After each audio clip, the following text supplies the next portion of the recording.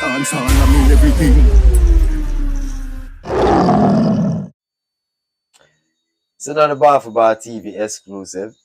I'm here with Mikterhon, the great Mikterhon, who is one of our top DJs. He's also a producer and an engineer and an overall sound system culture fan and enthusiast. You know what I mean? And we're here with a one-on-one with him today. He doesn't live on island. He's fresh out to Canada. What about Mikterhon? You good? Good still, my brother. Bar for Bar TV, Yeah, How man. things. It's good. It's good to be out of the weather, out of that cold, back in the homeland. You know, Well, how's the experience been so far? Because I know you come every so often still. So, yeah, every couple months I'm here. Gotta take in the sun, sea and sun. But definitely, it's always a joy definitely. to be here. It's better being here than in the cold. You know what I mean? I hear that. I hear that. Definitely, Yeah, man. definitely. And I guess you'll be here for those who don't know, it's a few days before Island Clash. So That's right. Mike Terran will be here for the Wadadli Island Clash 2024. Yes, I I'm will sure be. you're very excited about that, no? Yes, I am. Yes, I am. I will definitely be in the crowd. Definitely. You have your eyes on anybody in particular Well, for that night? I mean, we're in Clare Hall, so Ah, I gotta represent for the area sound. So I'm gonna be rooting for Treasurer Sound and Lisa Lease.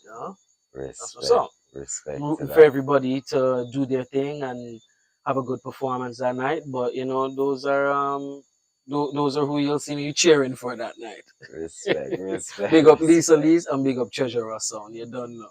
Definitely. Clare has own, Yeah. very own. Speaking of Clare, let's take it back a bit now and go back to the very beginning. Would I be right in saying that Clare Hall is where you're originally from, or where you're born and raised? Well, I was born in Canada. I was born in Toronto, and I moved to Antigua in the mid 80s, and I lived here for. I went to primary school and I went to high school here. So I went to St. John's Catholic Primary School when I was here in the 80s and the early 90s. And then I went to Antigua Grammar School where I went from the mid 90s and I graduated in the early 2000s. All right, one of the greatest educational institutions on the face of the planet, the Absolutely. Antigua Grammar School. No doubt about it. Big up to all the grammarians across the planet holding it down and doing great things. Big like up all myself our and brothers, myself. Yeah, that's for See? sure. All right, so primary school, what was that like? Primary Good? school was nice. What primary school you say went to St. St. John's John's Catholic? Catholic Primary School. Yeah. Were there any other persons who came along with you to grammar school? Yeah. A few, right? Because from what I remember. Absolutely. I mean, for Mhm. example, Rashan from R&D Promotion, I see them we now. were in class together in primary school, All right. and same for grammar school. So we went straight through school together. So big up R&D Promotion Yeah, doing big a up Russia fantastic every job time. on the promotions out there. Definitely, definitely. And Antigua Grammar School, of course, we had some greats that went to school with us. Musically, we're talking, Yeah. academically and sports, we did great things too. But from in the music business, we have quite a few grammarians doing great things. And I think it's fair for us to say that the music journey would have started for us right there at the Antigua Grammar School. Was it the same for you? Well, my music journey started for me before that. My music journey started a lot longer than that. I've been involved in this music since I was like about 3 years old. I started going to piano lessons at 3 years old.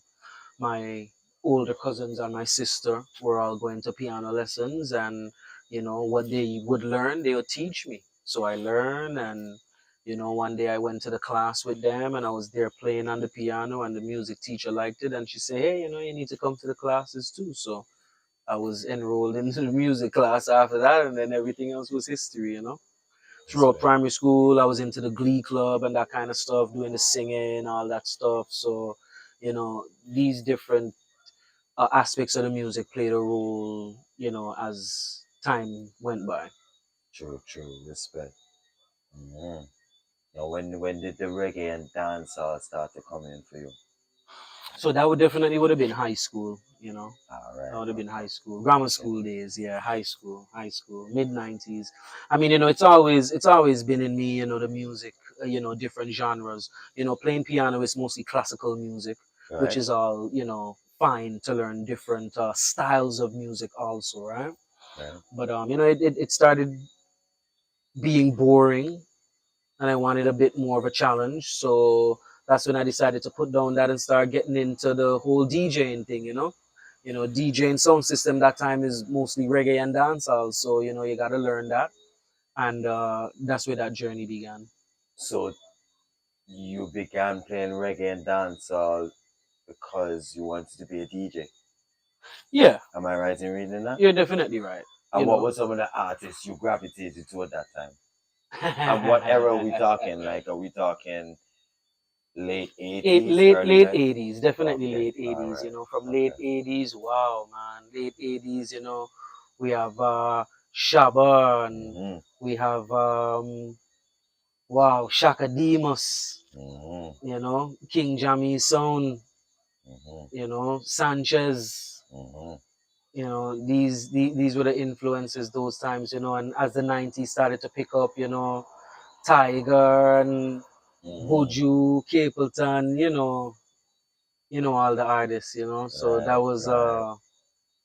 the eye opener. That was the eye opener. But around those times, Shabba and Tiger, I would say easily were the biggest dancehall artists. Were they also your favorite? Tiger actually was my favorite dancehall artist to begin with, because Tiger Mm-hmm, was very Tiger was comical, and he had the gimmicks, mm-hmm, and he used to mm-hmm. do all these funny things with his voice, and he Right, was quite the entertainer. So okay. yeah, I would definitely say Tiger, big and serious. Tiger probably was one of my first favorite dancehall artists. And as I mentioned, Shabba ranks too, So yeah, Tiger and Shabba. Okay, stress, I'm an stress. artist them from day one. Mm. Yeah, man. So then, as you had these dreams and aspirations of becoming a DJ, was that just a DJ, or are we talking in terms of sound system, or no, you just wanted to mix the music at this point? Or can you tell me when the sound system side of things started to come in? Because if I remember correctly, tell me if I'm wrong, but when we were going to the Antigua grammar school, you were definitely a King of these fan. Yes, I was. Okay, Yeah, because I was also. King of So these. so when did the sound system part of things come in? Yeah, mid 90s, Mid 90s. 90, 95, 96. And you were already DJing at this point. No, at this time, no, we were learning the craft. Ah, My friends in the neighborhood, we were learning the craft, being around our elders. Our area sound was double deuce. big up man. You know, Big Rest up in peace. Prodigal, Silversmith. You know, those were our elders. Big up Brutal, Mm-hmm, big up Prophet. mm-hmm, Them are the original soundman them from Clare Hall. We really fly the flag and really teach my peers growing up about music and sound system, and selecting records and mixing and MCing and even recording dub plates. mm-hmm, That's when I started learning how to cut dub plates and how this whole thing was done. mm-hmm. Dub plate was a big thing back then. You have one Definitely. or two dub plate. Mm-hmm. Yeah, nice. But this is Them dub actual plate wax we coming talking. actual wax. Them Mm-hmm, things coming mm-hmm, from arrows. So mm-hmm. once you got that arrows logo dub plate, that's like a trophy. Yep, yep, yep, yep. So Yeah, in the man. mid 90s, did you ever think about joining Double Deuce? I actually did. Okay, you were an I official did. member at Yeah, one man. I point. was an official member of Double Do, saying like the late 90s.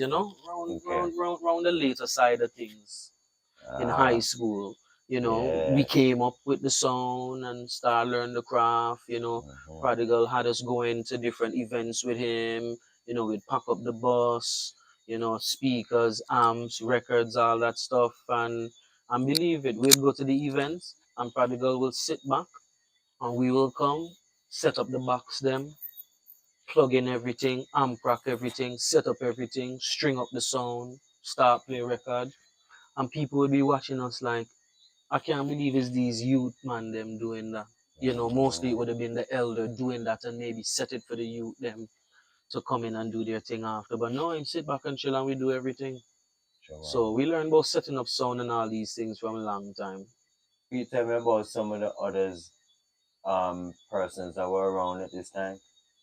Only Uh, because I know there are some around key double deuce, names, yes, around double and deuce, around the camp at that time. wow, around double deuce at that time now. Artists, songman, selectors alike. Okay, wow, all right. So artist wise, you would have had at that time Ducky Ranks Mhm. before he turned naturalist. Them time, them time you have the East Juvenile crew. Yes, sir. East Juvenile crew was Melodon, Ganja Kid, Junior Face, Mm. Big Links, Snoop. Mm. Yo, big up East Juveniles, and we Respect. crew that still. Yeah, man. Silver Smith. Ah, man. Mack Truck, Mm. Tone of Ice, Right. Vigilante. These are just some of the names. True, man. 90 Melody. Respect. I can go on, but these were the names, these were the faces that were around. DJs that used to come around. Stonewall would come around all the time. Right. Pies and that would come around all the time. Mhm. So, even from youth, like growing up, we used to always be around all of these guys at the same time. We used to go check them. They used to come and check us. We used to cross paths at different events and stuff like that. Even as a youth, maybe not being like the main guy in the sound, but, just Mhm. being around the sound crew, everybody, we're all interacting with one another, Right. building Right. and feeding off of each other's energy. Definitely. Yeah, or the DJs that were around at that time, man. I mean, all of us, everybody from Clare Hall was there at that time. Mhm. Melodon was there, Wamba was there, Ijawan was there, Father Rody was there, Bless I was there. Mhm. We all were there as young youths. All right. So the clashing side of things now, because now we could be going in stages. So we starting to DJ, then we getting into sound, and then we realize, okay, these songs cut dubs and they war and they clash. Do you remember your first sound clash you ever attended? Yes, Aha. yes. Let me guess. Plantation? Plantation. Definitely plantation. The first big clash I ever went to in Antigua at Plantation was Stonewall versus Bodyguard. Mm, that's a bad one, boy. And I was able to go to that clash because a cousin of mine came in from England and he was here for a while and I really wanted to go to the clash. And the only way I could Mm, go to that clash is if I convinced my cousin to ask my parents to let me go. yeah, I know that kind of way. So my cousin was Definitely. like, no problem, he asked them, they were like, yeah, no problem, he can go. So I linked my brethren and we went. I'll tell you how magical that night was, because some things just only happen once in a lifetime. True. That night, walking up, the slight hill going up Mm-hmm. Plantation, there was a man. He was wearing shorts, he was wearing dress shoes, and he was wearing a sports jacket. And he had a briefcase in his hand. Mm, And he was walking up, in front of me and my brethren, and he had his lady with him as well, as he's going. And me and my brethren are making fun of him, we're like laughing at him because we're trying to figure out where's this guy going? He don't look like he belong here. All young people go into this thing, this older guy, I describe his dressing. So believe it or not now, we go into the venue. And when we go into that venue, that same man went up to the sound system and he opened up his briefcase. And when he grabbed the mic and he introduced himself as the boogeyman, Barry G from JBC Radio in Jamaica. And if anybody know Sound Clash culture and this whole fraternity that we have, we understand that Barry G is one of the most influential DJs and MCs in Sound Clash. And that was my first and only time ever seeing and hearing Barry G. True. And let me tell you, Barry G threw down some selection that night, right, Seema? Jeez. Deadly. Deadly. Remember Barry G send Radigan for a cut tenor, the big clash, the big tenor, yeah. David Radigan. That's it. Come on, yeah. Yeah. That was one of the biggest sound clashes ever that they had on radio, you know. Understand? Yeah, man. Barry G and David Radigan, Respect, and that was your introduction to sound clash. So he was clashing the night, or he was he was the warm up sound. So he was doing the early warm. He did the early warm. So then right after the early warm, then Stonewall and Bodyguard, them time Bodyguard had Lynx and Johnny, and Stonewall had Whitney and Berger. And I mean, Stonewall wasn't victorious that night, but they had a great performance. They did very well. Stonewall was really in the building stages those times, I would say, and nothing but respect to Stonewall for always bringing the top sound systems to Antigua from day one to compete with them, win, lose, or draw. It's about the experience. They took their beat in the early days, build their box, get the experience, and now they're on top of this whole thing, if you ask me. Big up Bodyguard, Lynx and Johnny, because I learned a lot of things that night, in regards to this sound clash and dubs and different ways of influencing the crowd and that kind of stuff. Because if you know Lynx, Lynx is a master at this thing, so is Johnny. So that was my first sound clash that I attended in Antigua. That was about 96, I believe. 96, 97. True. And did you leave the clash saying to yourself, boy, this is something I want to do? Oh, yeah. I knew I was going more clash after that, Because, at that time, no. Oh, no, sorry. I don't mean as an attendant of the clash. I don't mean as a patron. Oh, to actually be in? Because, if you're really into this sound thing and you have sound system and cutting dub plates, you're really thinking that, hey, gonna do this sound thing. Yeah, man. Like that's the idea, right? That's the idea. But yeah, that was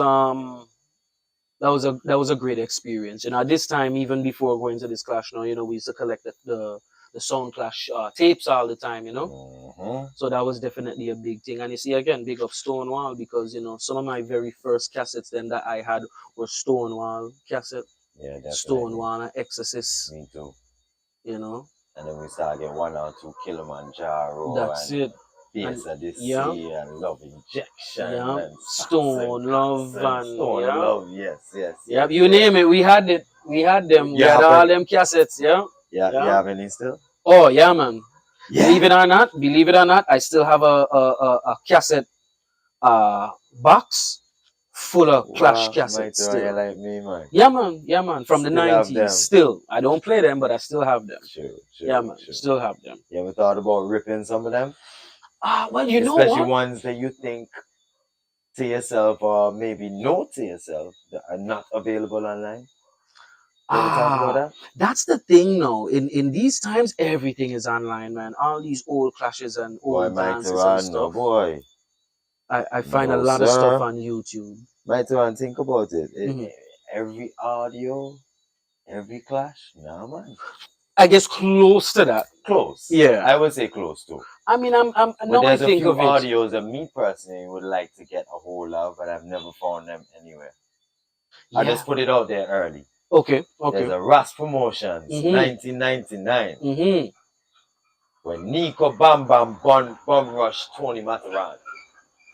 Okay. Yes, and this is the prime of Tony Mataran. Yeah, With the Mataran Nas was rhythm solo. running the place, Okay. right? A blessings may cause to be, and then I'll never see the lion party, Yeah.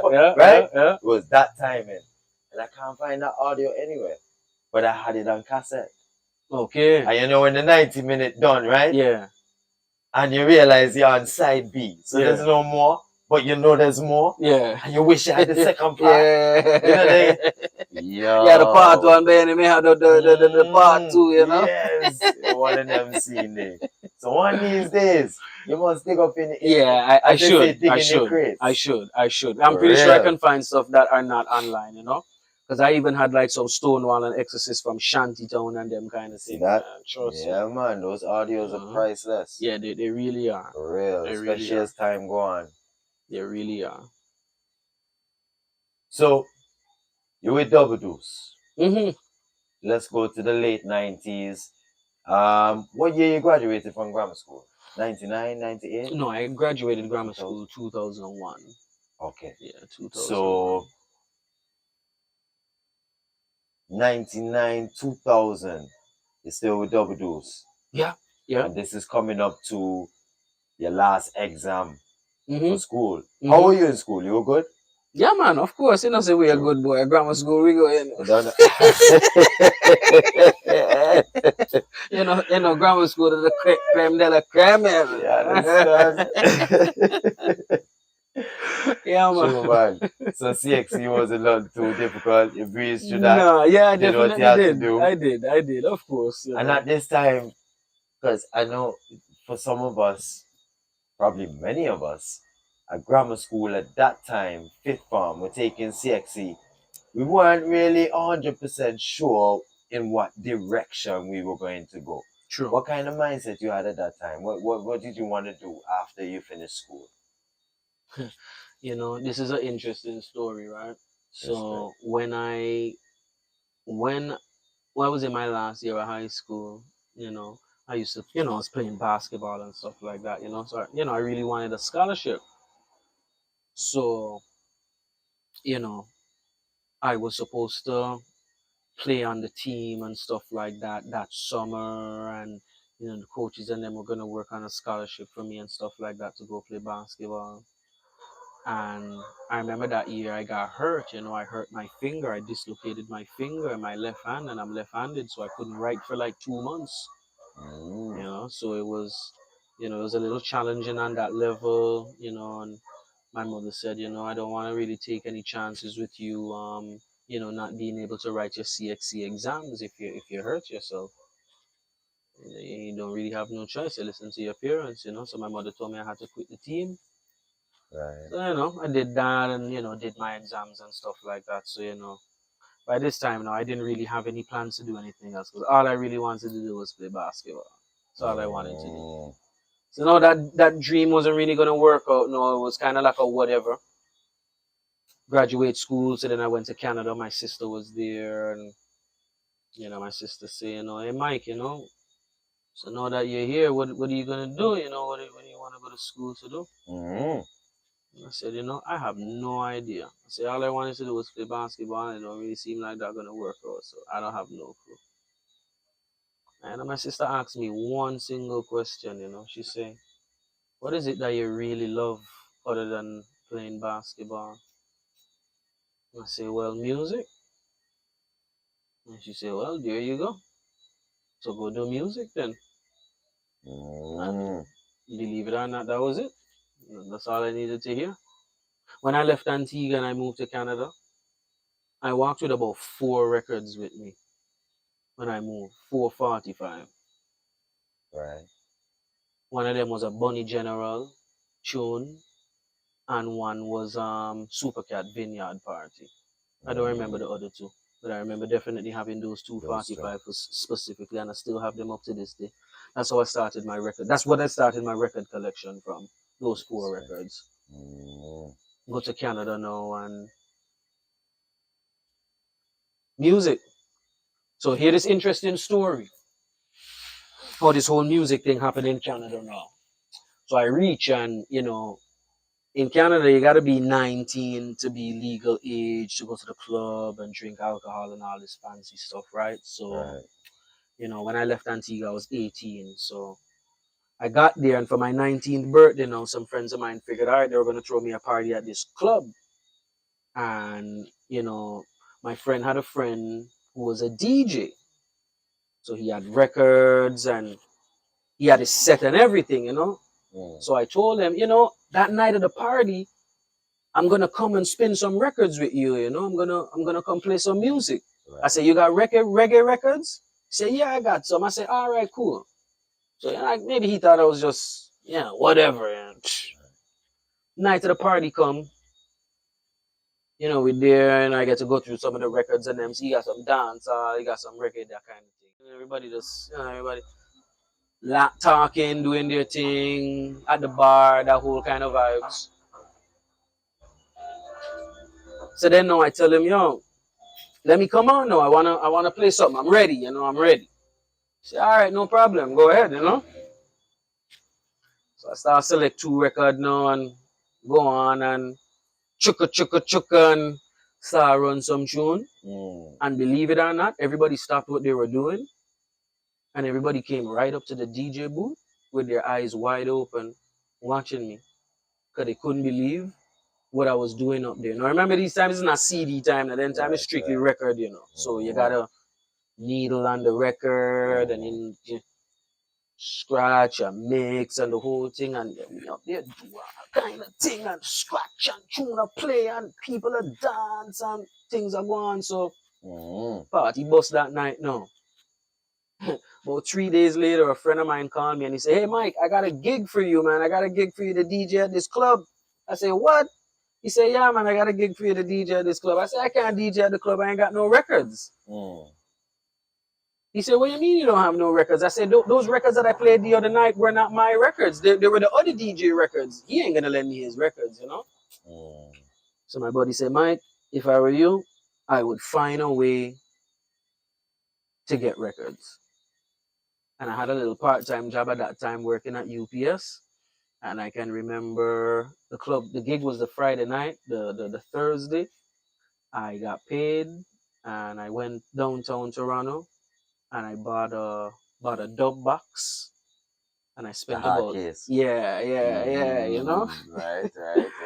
And I spent about $250 on some records, buy some 45 and some LPs and some 12-inch singles and stuff. And yeah, man. And what's the name of the records?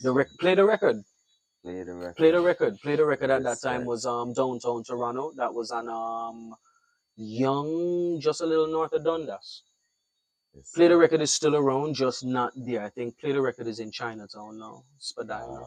Yeah. Okay. And that was a spot to buy records downtown. Play the Record. So I went there, bought some records. I go to the party that night, bust the place. And then from there, everything just started happening, I started getting more gigs. Obviously, every time I got paid, then I just used that, buy more records.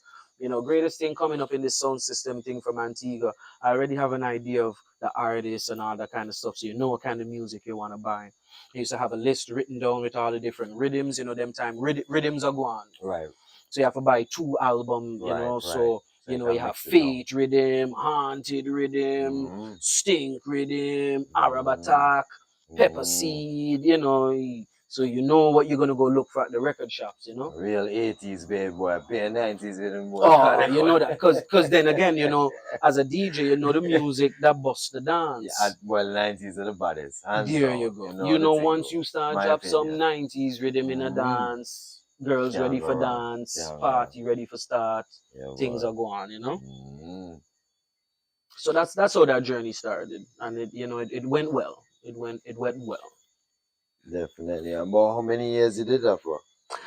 I did DJing for maybe about 3 years. I did it for 3 years.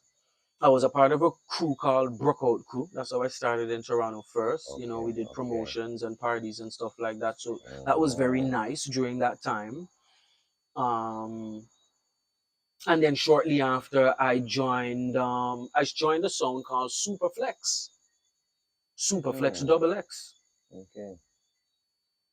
At that time, Superflex Double X was ran by a cousin of mine, and him and his brethrens had that sound system, and they figured that they didn't really want to be in the sound thing like that anymore.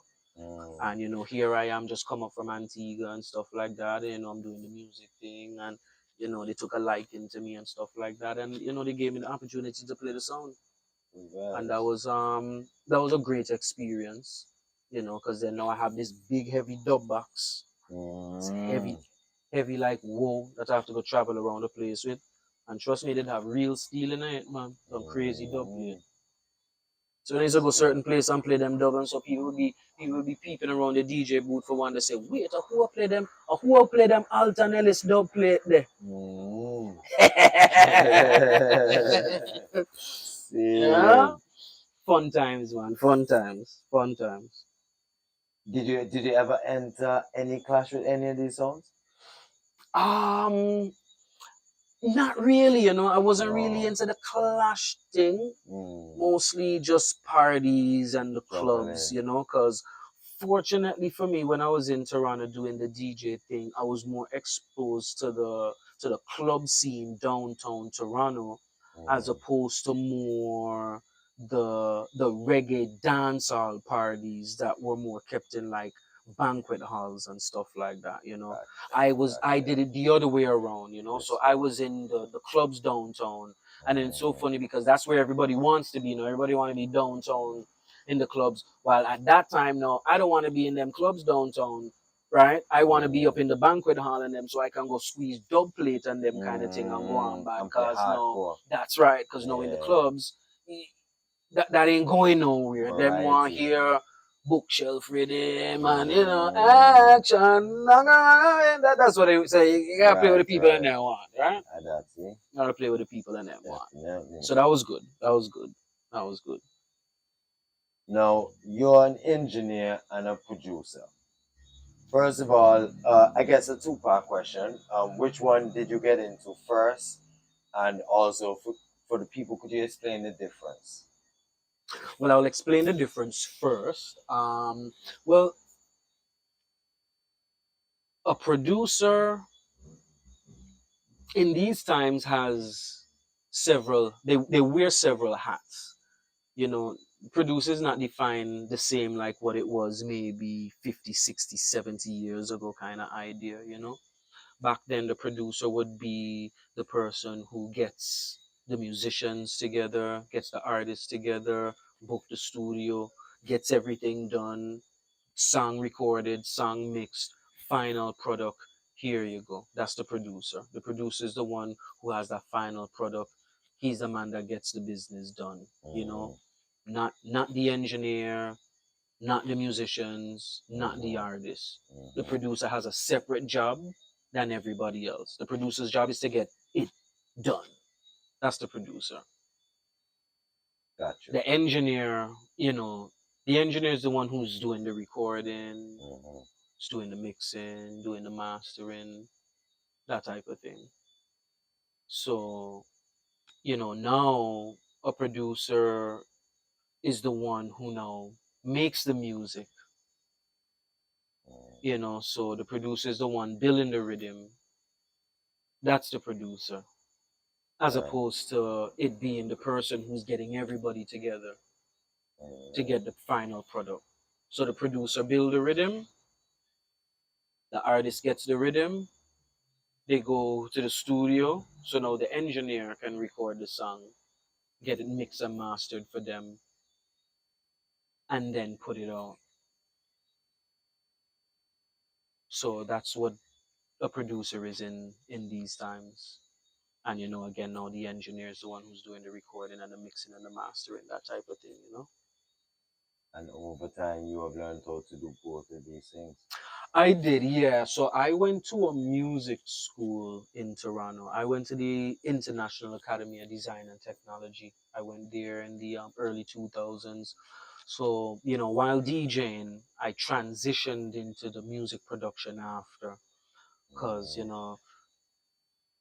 it's one thing for artists to make music, and then, as a DJ, your job is just to go play the music.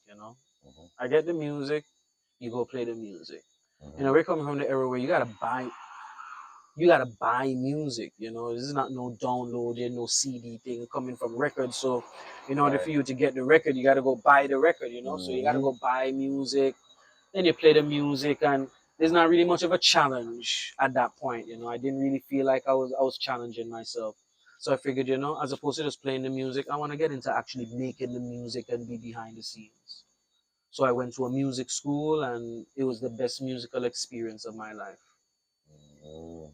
Because now everything that I learned when I was younger, playing the piano, singing, Mm-hmm. these little DJing, Mm-hmm. hooking up sound system, all of these things came full circle when I went to school. Because when I went to school, I had to learn all of these different aspects. I had to learn music theory. I had to do all this stuff, and I knew all of this stuff at the back of my head already. So that Mm-hmm. that that already, I would say, set me above my class, Right, right, right, having right. that kind of The knowledge. experience you had already. Yeah, and not trying to act like a know-it-all in school, because you know in life you encounter some people who are know-it-alls. They put that out there that they know, and know-it-alls, you can't teach Mm-hmm. them nothing, and then at the end of the day you realize a know-it-all don't know nothing. Yeah, true one. It's always best to be humble with what you know and what you Respect. don't know, right? Mm-hmm. you know so that was a great experience there. I had some very great teachers there. I met some very, very influential people in my life at that moment up until this time, and I'm very grateful and thankful for that. Respect. Artists, musicians, Mm-hmm. engineers, producers, studio owners, Mm-hmm. promoters. And I met a lot of people during that time, so it was a really great experience. Respect. So the engineering came first. Well, they came together. It Okay. kind of came together because now, Simultaneously. going to school, it's just like a regular kind of college kind of thing. So if you're doing music, there's different kind of classes. You got a music theory class, you got Mm-hmm. a music production class, you got Mm-hmm. a MIDI class, a Mm-hmm. computer, uh, you know, studio. So you're learning all the equipment and that kind of thing. So everything was kind of just happening all at the same time, kind of idea. So I did put in the time and got that done. And then I guess the next step was to maybe build a studio for yourself. Well, what was happening while I was going to school? While I was going to school, now my teachers, me and my teachers, we had a good thing going. We had a good vibe. So they would tell me in the beginning. They say, if you want to separate yourself from the people in the class, you can't just do what everybody else is doing. So you can't just do the bare minimum. You kind of need to go above and beyond to set yourself from the pack. Correct.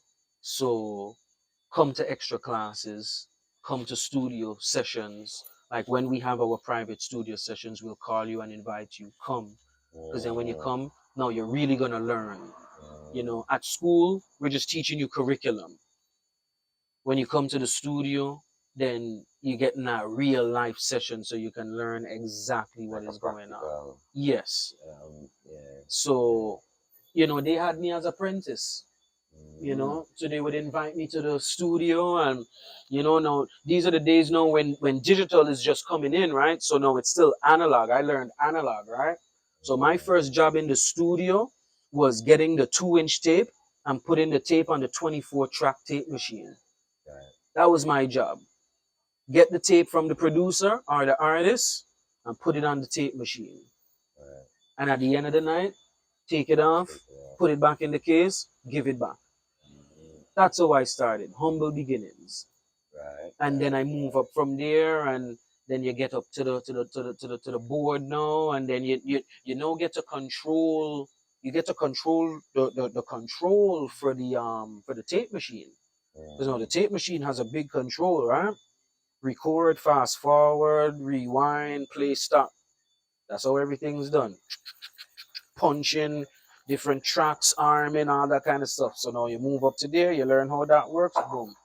And after that, now, junior engineer, now you gotta learn the whole racks with all the different analog gear, So there's a patch bay. You gotta patch this, send this signal here, pick up this equipment, send it back into this track, and that's where all of that extra stuff come into play, So again, I respect the elders who taught me this part of the music that I was not that familiar with until I crossed paths with them. Respect to them. Yes, absolutely. Those would be names like Django, Roscoe, Sam Weller, and Roger B. Rest in peace to my elder Roger B. He was, I would say, the most influential. So big ups to Roger B. Always. Respect.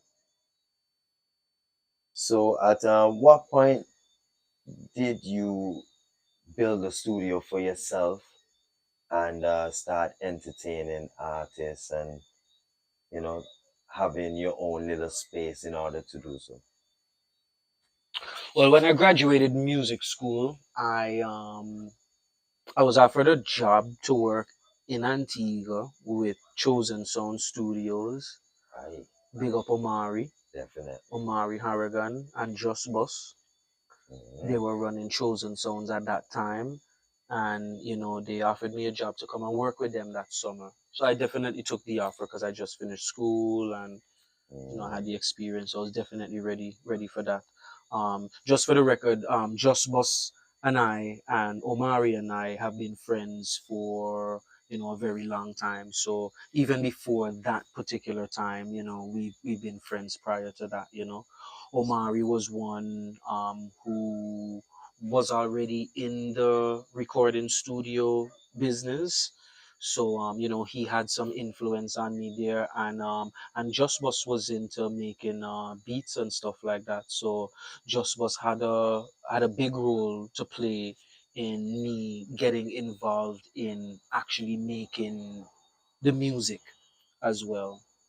So I came there that summer. I worked. It was a very great experience.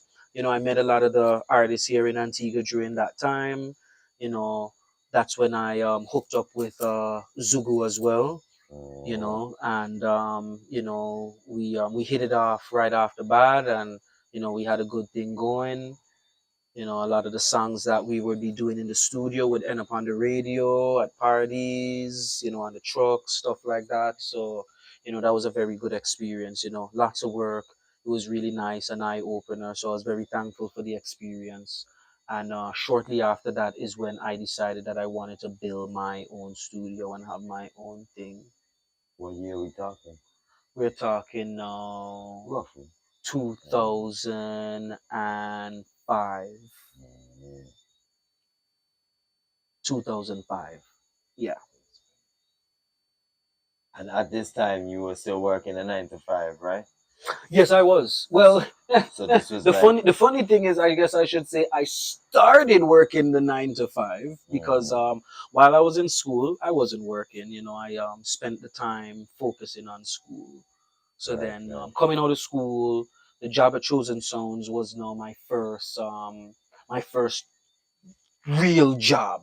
Kind of thing. No, this is coming out of school in Antigua, right? No, I went to the music school in Toronto. That's the school you're Yeah. going to. So Oh, once I okay, okay, okay. graduated that I just making school, I graduated that school in say Easter that year, Mm. and I came to Antigua in like May that year. So maybe like a month, You came. a month Okay, after, literally, you that's know. the part I'm Yeah, missing. Okay, you yeah, came back to Antigua. yeah. Okay. And then by the end of the year is when I decided, all right, boom, you know, I want to do this on my own now, and I went back to Toronto, started working, Started to set saving up it up. my money, started buying my equipment and stuff like that, and yeah, you know, came back and set up my studio just across the street over here. Mm. What was the first piece of equipment that you purchased? First equipment that I purchased was wow. Okay, so this is a good one now. First equipment. I don't even think it was my mixer. I think the first piece of gear that I ever bought was a synthesizer. Mm. I still have that synthesizer up to this day. It's called a Yamaha CS10. It's an analog synthesizer. You got to be a real old analog synthesizer guy to even know about a Yamaha CS10. When you turn that stuff on, you got to wait about a half an hour for it to fully warm up so you can use it. And you got to Mm. tune it before you can use it. So yeah, that was my first piece of gear, man. A Yamaha CS10. I still have that. When I go back home, I gotta go look for that. What would you recommend for anyone who wants to get into production in this day and age to buy as their first piece of equipment? Buy as their first piece of equipment. Yeah, because I don't think it would be that same Yamaha No, no, no, no, right? no, no, no. Definitely Right. not. Don't follow me and do what I did and That's why go I'm buy asking the that. question. Yeah. No, no, go do that. You know, honestly, I mean, in these times, you know, it's all digital now. You know, the most important component is your computer. Oh You yeah, know, true, fair so enough. I would probably say to buy a good computer. Let True that that. be your True that. your first piece of equipment. Because Mm-hmm. then with the computer you add stuff to it. The computer can do a lot Mm-hmm. right off the Mm-hmm. bat, you know. And then from there you can start buying other equipment and start putting your pieces together and you know build your own studio. Right, right. All right. So tell me about the early days of production. Did you have a name for your studio when you first built it? I did What was it called? Trafficking ENT studio. Mm. Trafficking ENT. Yeah. That was Sorry, that just came to my mind. Trafficking ENT. That kind of started when I was in music school. When I was going to Okay. music school, I did some stories that I never really tell anybody. I went to music school and I met one of Dennis Brown's sons. So one Mm. of Dennis Brown's sons was going to the same school like me, and you know we became friends and stuff like that. We lived in the same neighborhood in Canada, and you know we started Trafficking ENT. We both started together. It was the two of us. So then Respect. when I left and came to Antigua, I still kept the name, and you know continued that journey, but more on a solo tip because now you know he was in Canada and I was here, so Okay. you know we would get together when I would go there and that kind of thing. But you know we were kind of solo at that time. But while we were together, you know we did a lot of good work together. So over the years, you've done a lot of back and forth then. Yeah, yeah. Now I really do Mm. think of it. Yes, I've done quite a bit of back and forth between Toronto and Antigua. Mm. Passport full up a stamp. All right, Um, so yeah, you know, you know it already. yeah. So Yeah. tell me about some of your memorable moments in the studio, and also some of the artists that you worked with, especially the ones that persons would recognize. Okay. Mm.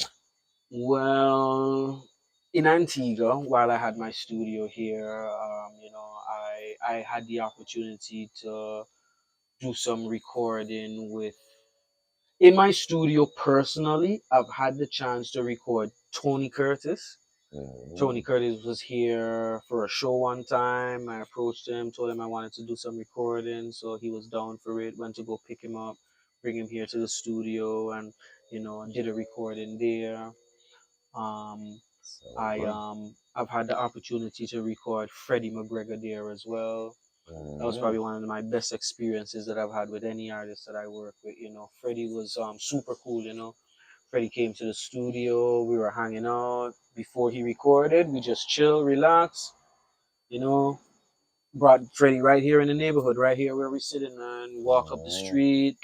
You know, go meet some people. I had Freddie here in the neighborhood with family, meet my family, my grandmother, and all that stuff. mm. People here in the neighborhood taking pictures with Freddie McGregor and stuff like that, man. One of the Right, most down to right. earth artists they have out there. Went back to Respect. the studio, did some recording, and we always kept that link. So other than in the studio now, I've had the chance to go on location and do some recording with some artists as well. Because with the dub plate business, artists don't always come to you. Sometimes you have to go to them. Mm-hmm. So I had a mobile setup at that time where I could take my studio to the hotel. Ah, So I would go to artist hotel and record them. respect. So while doing recording that way, I've had the chance to record and work with Egyptian, Macadiamond, Barrington Levy, Ski on Success.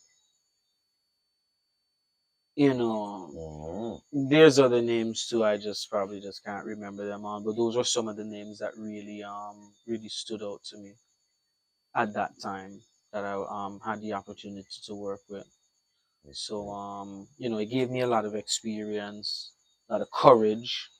They all encouraged me at that time as well to keep doing it and doing it. They if it's one thing that they all said in common, they say, yo, you gotta go to Jamaica. You gotta go to Jamaica Yeah. and soak in what's going on and really catch a vibe. Mm. So that was when I was here in Antigua. In Toronto now, some of the artists that I've had the chance to work with there. I've had the chance to work with Len Hammond, who's Beres Hammond's nephew. I've had the chance to work with wow, let's think, Leroy Gibbons. Mm. I've done recordings with Leroy Gibbons. I've done quite a lot of work with Lord Sassafras, Right. who's a big DJ from Jamaica from back in the 80s. If anybody been following dancehall from a long time, Lord Right. Right. Sassafras. So yeah, those are some of the names that I've worked with in Toronto. Again, some of the names just gotta come to me as the time Yeah. goes by. True. True. But It's been a while, yeah, yeah, yeah. Trust me. Pam Pute, I've had the chance working with Pam Pute, do recordings with her too. But yeah, I've done On. some recordings with some artists. Tony Respect. Matterhorn, I forget about Matterhorn. Oh my gosh. Can you imagine if I didn't mention Man Tony from Matterhorn? Oh Mars. man. I've done a lot of work there with Tony Matterhorn, Ding Dong. Yeah, so done Respect. some recording. Recording was always fun. I've always had fun recording dub plates. Always. Mm. I was about to ask, how did, when did the transition, I should say, as opposed to how, when did the transition take place from, we're going from producing to some serious dub cutting? Because am I right to say you're one of the top dub cutters on the island right now, currently?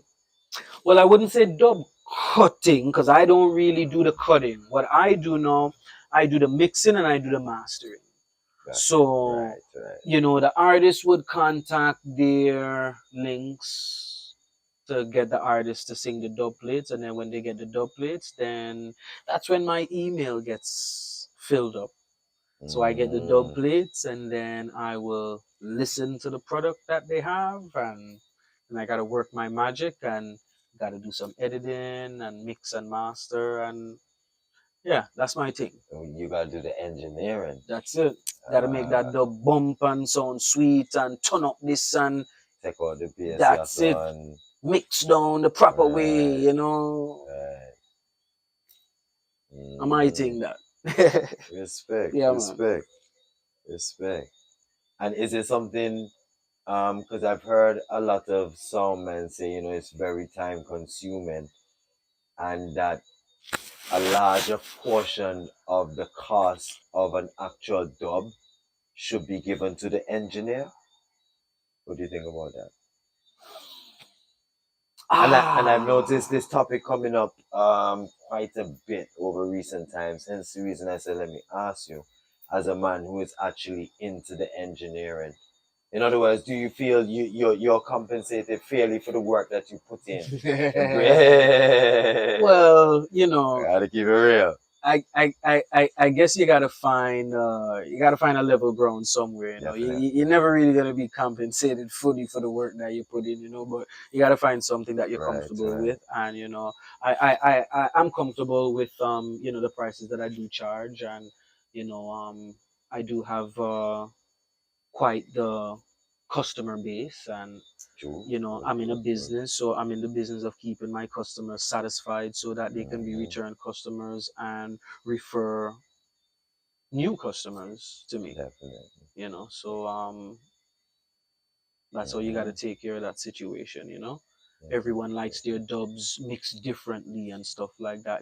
So I don't really have one particular way of mixing people's dubs. I Hmm. like to find out, well, is there a particular style that you like, that kind of thing. So I like to sit down with DJs and find out, well, what's your vision where your dub plate, how you want it mixed, give me an idea. I can do Hmm. something and give it to you, but you don't necessarily have to go with my suggestion. Right, I right. want to know, well, what are you looking for? And then my job now is to give you exactly what you want, and if I'm not able to reproduce that, then at least we can meet in the middle somewhere. Well, Definitely, I, definitely. I give I give people what they want. That's the business that I'm into, right? So Hmm. being hard, nah, it's not hard. I've been Hmm. doing this for years, right? So it's like second nature. Once you know what you're doing, and you have the necessary equipment Right. and tools to do the job, Hmm. then you'll get the job done. True. Tools is key for real. And I'm not self certified or anything like that. I went to an acclaimed school to get an actual diploma in sound engineering. So I am a certified professional sound engineer, Hmm. and I've had that credential over 20 years now, easily, right? Yeah. Respect. Yeah. All right. So, tell me a little about these rhythms you have burning up road now. All them sound man in Antigua have dubs on rhythms. That I hear there's a few that were constructed in a lab by yourself. All right. So I'll give you a little story. So there's one rhythm. I'll tell you the rhythm too. Mm-hmm. It's the murderer rhythm. Barrington Levy. Murderer rhythm. Yeah. Tum tum tum tum tum tum tum tum tum tum. Murderer rhythm. Mm-hmm. Um, so years ago in Toronto, I had the opportunity to meet Jazzwad, Right. the acclaimed music extraordinaire. Mm-hmm. That's the kind of that's the kind of ranks I give Jazzwad still. Super producer. True. Big up Jazzwad every time. I had the chance to meet Jazzwad. Jazzwad, Jazzwad is the one who teach me how to program drums. Joshua teach me how to program drums and drum machine on an MPC 1000. I'll never forget. Mm-hmm. So while meeting Joshua gave me a rhythm still.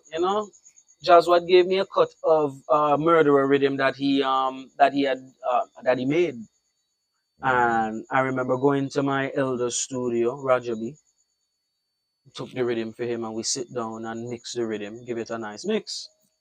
So while I was in Antigua one time doing some recording, I specifically for Barrington Levy, because Murderer, Barrington Levy, right? So I use that cut of the rhythm and give Barrington to record the dub plate on, and it worked out. It worked out great. And then after that, I noticed, there's a few of the top sounds in Antigua now juggling that particular cut of the rhythm. I hear Stonewall got that rhythm. I hear King Warrior got that rhythm, and I hear Cannabis got that rhythm. I'm pretty sure there's other songs that have a cut of that rhythm too, but those three sounds, every time I hear them in a clash, I hear that rhythm, and I always catch a vibes because it brings back the stories. Raja B is no longer here with us anymore, he transitioned. So, it always warms my heart when I hear the rhythm because it brings back some memories to when we both mix the rhythm together. So, big up Raja B and big up Jazzwad once again. So that's one of the main rhythms that I can say that, yeah, I was able to put my hands on, and it there road, and big up the Antigua sound, and then we're flying the flag and play that Murderer rhythm. True man, true man. Talking of Antigua sounds, as we move in to wrap it up, we're supposed to have World Bash gracing our shores sometime in 2025. Yeah, I think the From what date I get to understand. June 7th, 2025 is the date that I hear they have set for it right now. And if I'm not mistaken, that's supposed to be the same day that they're supposed to be bringing Vibes Cartel. So I am hearing as well. I'm waiting on an official flyer or something from each of these events to confirm. So right now, I guess it's kind of up in the air. But in the event that it does materialize, who would you like to see representing Antigua? Give me 4 songs. And this is a discussion that's going around, so I was just curious to see where you're at with it. 4 sounds from Antigua. I know you're going to give me a fair answer, because I can't beat to it. Can't fly Toronto. All right, first song, Stonewall. Definitely. Stonewall have to be the first round. Second song, Exorcist. Third song, Poison Dart. Fourth song, Cannabis. Respect. That's the 4 songs that I think should represent Antigua. Respect. I could only pick 4 songs, not saying that there's not other qualified songs and other songs who may have the chance after that inaugural World Bash Antigua. Maybe once we have it annually, and then there's a second one now, then we can bring in some of the other sounds to represent Antigua, and not the same sounds again. So, I think those 4 songs should be the first 4 songs to represent Antigua. Got you. Tell me how my sound, people. You see it? Comment in the live. Yeah, man. Hopefully I gave a solid 4, but they will give us a great show. Especially the 3 veteran sounds. But okay, I can play devil's advocate. Sure. If a man say, boy, Exorcist, Poison Dart, not so active. Right. And we need sounds that are active and, kind of doing their thing currently and, definitely within the last year. Would you still place them in the 4? No, right now I'm referring to Exorcist and Poison Dart. Right. At that point, no, I wouldn't put them in the 4, because then now, out of the 4 that I picked, they are the least active out of the 4. So, Stonewall and Cannabis now would be the front runners in that sense because Definitely. they're the most two active out of the four that I just Fully. mentioned. So Fully. then I would have to find another two, and that would help me make that decision. But my choice is not based on most active, that kind of thing, just out of I was gonna just bring out that of question. respect to The where we're business. coming from Mm, and where we are today. got you. So I from figured that's why you Stonewall to made that. cannabis, Mm-hmm. I think is a great transition.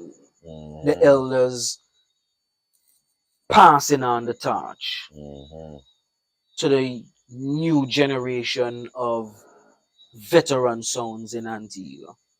Because now there's a new generation of veteran sounds in it, not the same older veteran sounds now. Because King Warrior veteran sound now, Cannabis a veteran sound, 3-7s has been a veteran sound, Platinum is veteran sound. So Antigua have quite a bit of veteran sound now.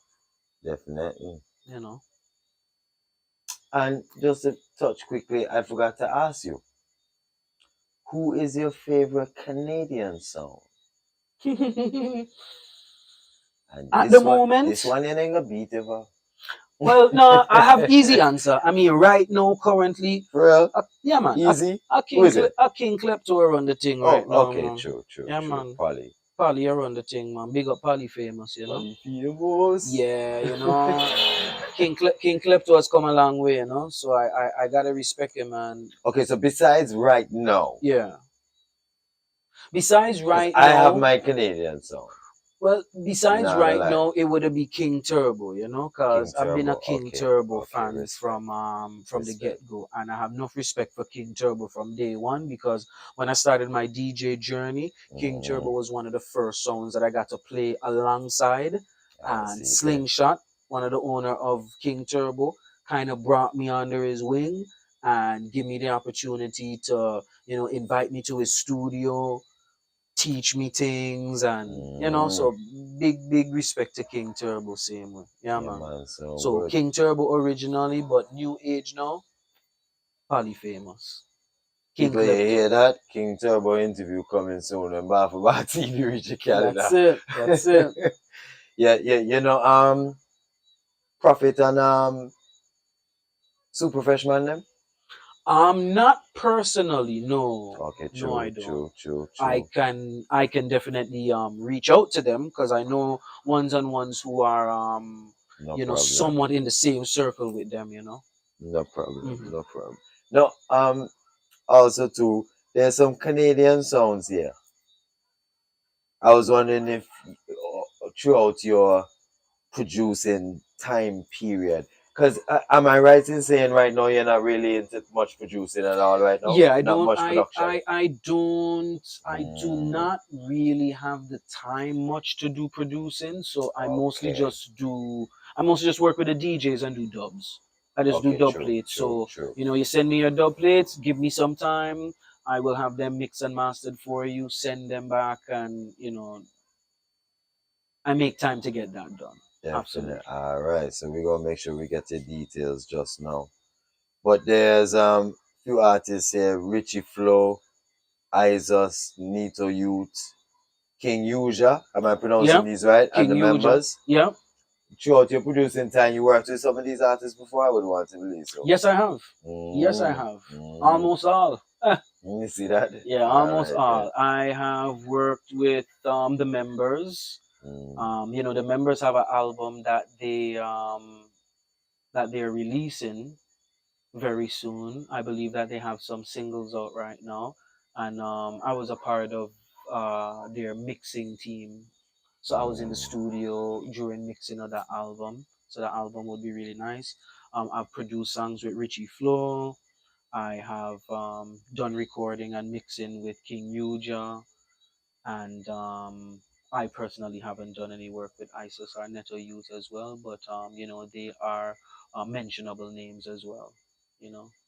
Those guys are definitely out there flying the flag and doing their thing. So big respect to them. And Esco Levi as well. I won't forget Esco Levi. I've done some work with Esco Levi as well. I recorded a song with him and Randy Valentine. Oh boy, I got UK. Yeah. Big up to them artists still. But What about the United States? Just before we wrap it up, what do you think about the sounds in the United States?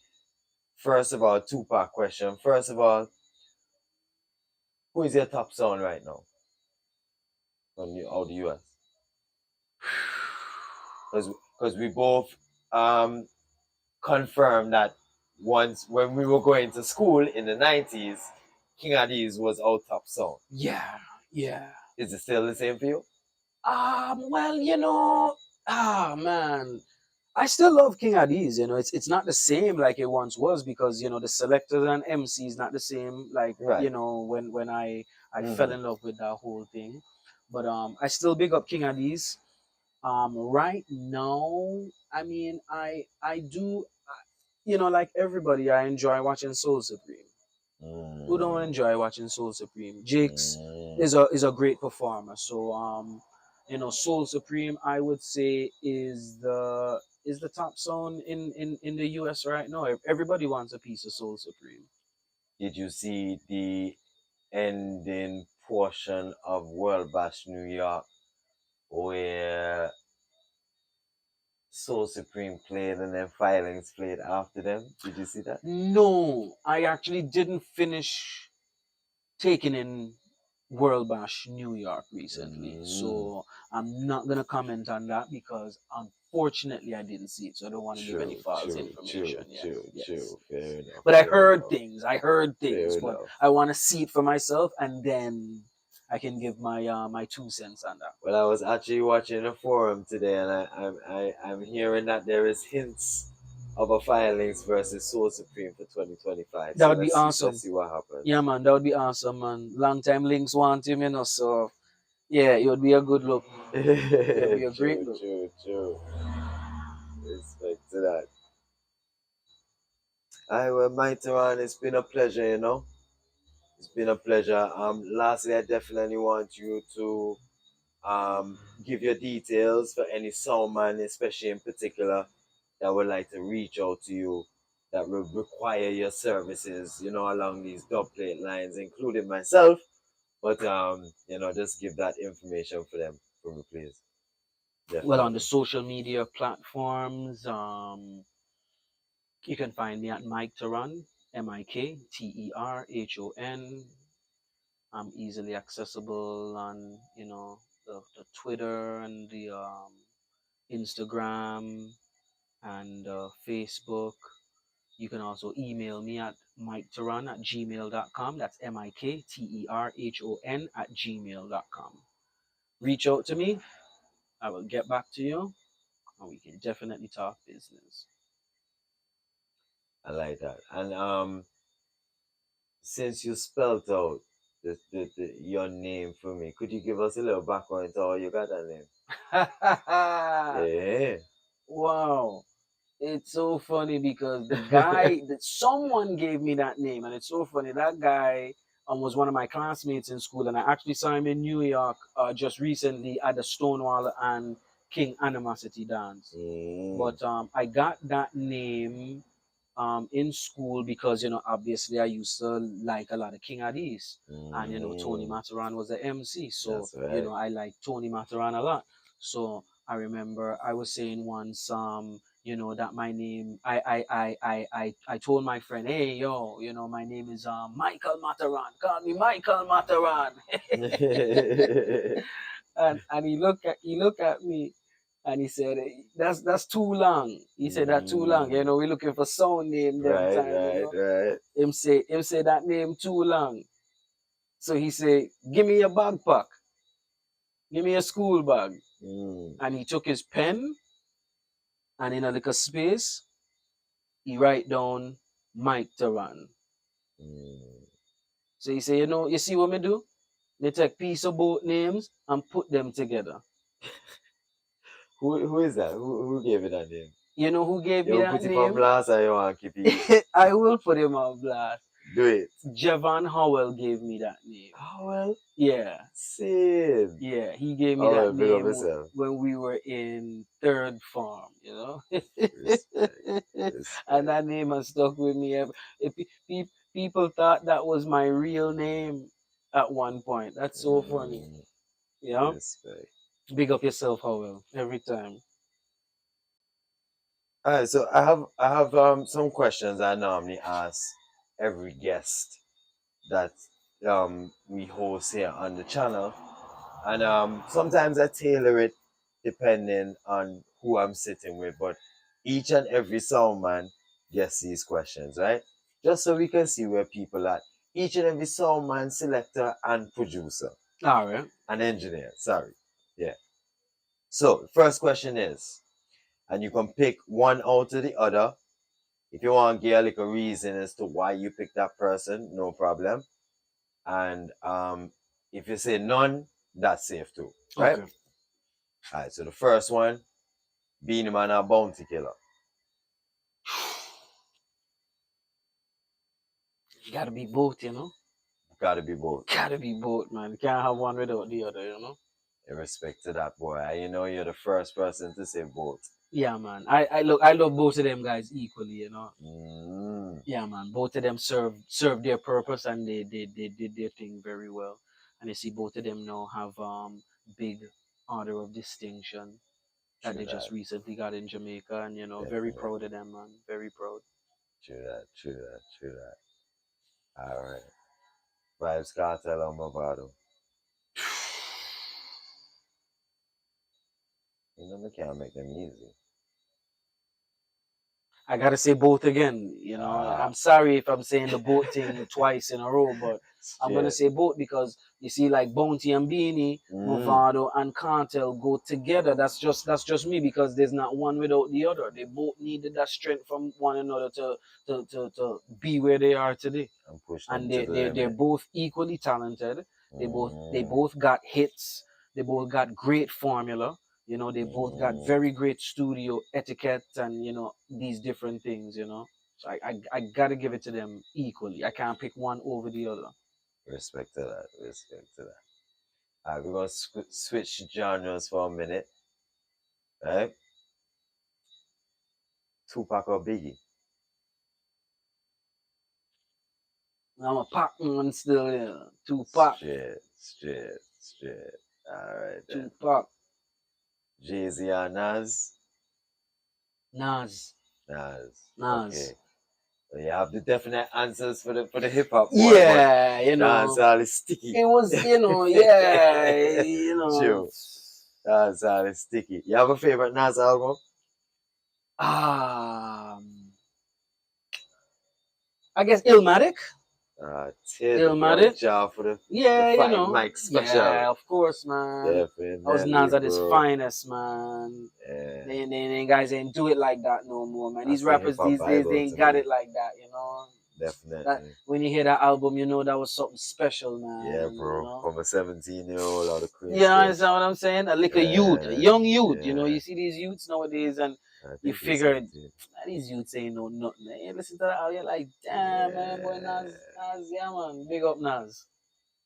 Yeah, boy. But my time, big up, big up, big up.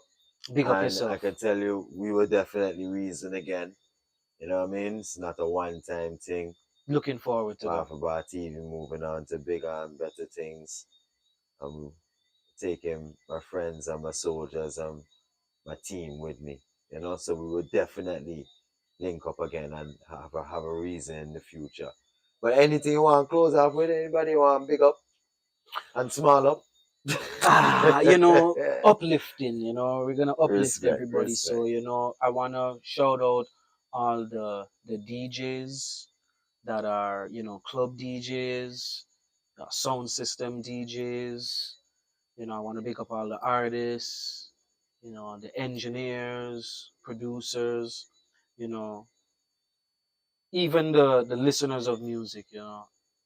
I shout out all of us because you know without us this music thing won't keep rolling. You know it's like a ball. We gotta keep rolling. So you know we all got a role to play. That's right. and we got to keep the art form alive. So shout out all different components of that musical circle. Mm, definitely, definitely. Well said, bro. Because that's what we need to keep going. See me do my part, yeah? Yeah, that's it, man. Yeah, man. Trust me, is a very important. Document your story, you know? Yeah, it's Yeah, important, man. man. Respect, respect. Give thanks, yeah, man. Give thanks, man. We done the mighty run. Safe travels when you head off and return back to Canada. Big up Canada for Bar TV. Yes, definitely, will my And brother. Give thanks. if I see you in the dance, Yeah, I'm yeah. Well, probably that's going. the idea. Yes, I'm That's gonna the pull you idea. aside and get a little quick interview with you in the dance. You don't know the thing No go. problem, my brother. No problem at all. Wadadli Island Clash It 2024, was an man. honor and a pleasure to be interviewed by Bar for Bar TV. We go Respect. way back, so Yeah, it's man. nice to see how we've transitioned from youths to where we are today. Sure, man. So continue to Respect. do what you're doing, my brother, because it's a good look and it's very important for the culture. Respect, brother. Respect for that. Big up. Every time. Yeah, man. Bar for Bar TV. Mikterhon. Simmer. We out. I'm Respect. out.